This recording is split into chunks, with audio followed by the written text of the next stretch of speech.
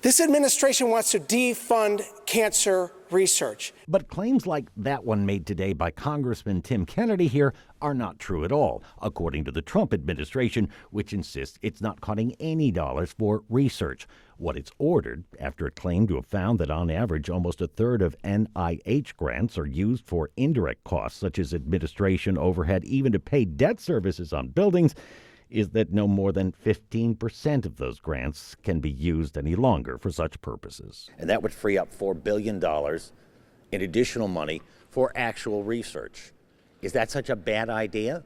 They are lying about what those overhead costs are. They're lying. They're lying. She stated without evidence, but to its point, UB says overhead costs are an unavoidable and very necessary part of any research program. It requires a laboratory which is well equipped with instruments that cost tens of millions of dollars. That infrastructure is essentially built over a long period of time using those overheads. So the research that we are doing today wouldn't even be possible if those overheads are reduced. Moreover, from UB's perspective, there's patients and families depending on this work. And what kind of price do you put on that?